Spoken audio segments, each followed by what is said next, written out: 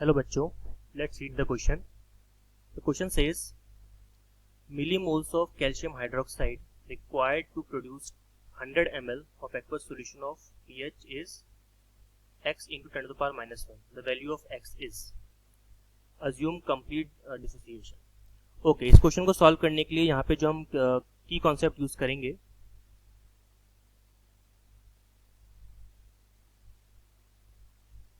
the key concept is pH of solution. देखिए question के अंदर आपको कहा है कि कैल्शियम हाइड्रोक्साइड कंप्लीटली डिकम्पोज हो रहा है और यहाँ पे आपको जो pH दे रखा है वो x into 10 to power minus 1 दे रखा है। यहाँ पे अगर आप ध्यान से देखो तो ये क्वेश्चन थोड़ा सा जो है यहाँ पे इनकम्प्लीट है। यहाँ पे आ जाएगा सॉल्यूशन ऑफ pH pH यहाँ पे गिवन है, दैट इज pH यहाँ पे आपको जो गिवन रहेगा that is pH will be equal to 12। तो क्वेश्चन बनेगा millimoles of calcium hydroxide required to produce 100 ml of the aqueous solution of pH 12 is x in 10 to the power minus 1। तो इस तरह का क्वेश्चन होगा, थोड़ा सा मिसप्रिंट है तो थोड़ा सा मैनेज कीजिएगा इसको। चलिए, तो मैं ऐसा कह रहा था कि यहाँ पे जो आपको कैल्शियम हाइड्रोक्साइड दे रखा है, तो कैल्शियम हाइड्रोक्साइड जब डिसोसिएट होता है तो इस तरह से होता है CaOH का whole twice gives out Ca+2 और साथ में आपको 2OH माइनस मिल जाता है। और सबसे मजे की बात यहाँ पे ये है कि यहाँ पर आपको pH गिवन है, that is pH equals to 12, right. तो pH अगर गिवन है और आपको कैल्शियम हाइड्रोक्साइड पता है कि स्ट्रॉन्ग बेस होता है, अच्छा बेस है, तो बेस के लिए आपने अगर pH निकाल लिया है, pH गिवन है, तो इसके लिए आप pH भी निकाल सकते हो, POH। तो pH अगर 12 होगा तो POH क्या हो जाएगा आपका POH निकाल लेते हैं हम यहाँ पे। तो POH आपका हो जाएगा, आप जानते हो कि POH होता है आपका 14 minus pH, it means 14 minus 12, तो POH कितना आ गया आपका, दैट इज 2। तो POH आपका यहाँ पे 2 आ गया। और अगर POH यहाँ पे 2 आ गया तो इससे आप क्या कर सकते हो, इससे आप कंसेंट्रेशन ऑफ OH माइनस निकाल सकते हो।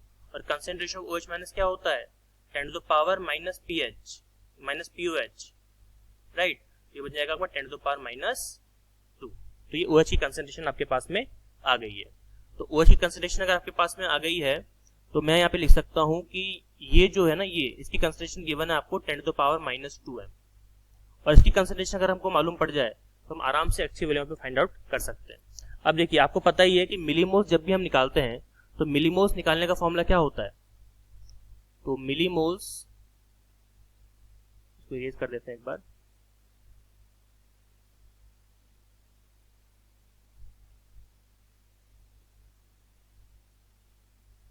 तो मिलीमोल्स अगर आप निकालोगे तो ये होता है आपका मोलैरिटी इनटू वॉल्यूम, राइट। तो इस फॉर्मूले को अपन यूज तभी कर सकते हैं जब हमारे पास में मोलैरिटी हो, किसकी, कैल्शियम हाइड्रोक्साइड की। तो वही अपन कैलकुलेट कर लेते हैं यहाँ पे।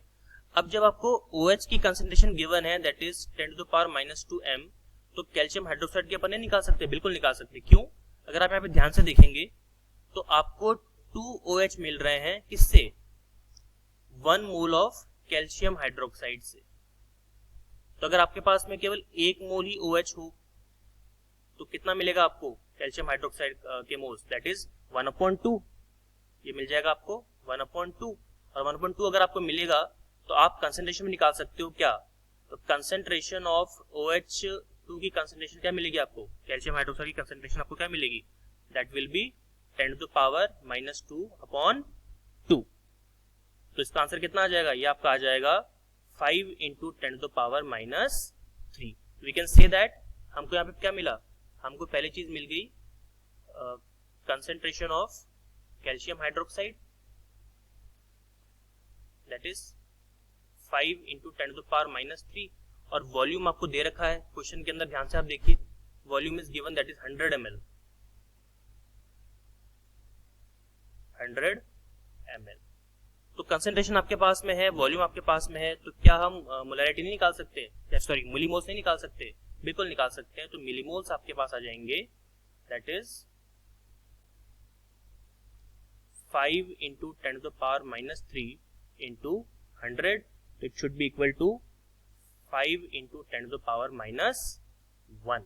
इट मीन्स हमारे पास जो x की वैल्यू कितनी आ जाएगी, दैट इज 5। ओके, तो यहाँ पे x की वैल्यू आपके पास में आ गई है 5।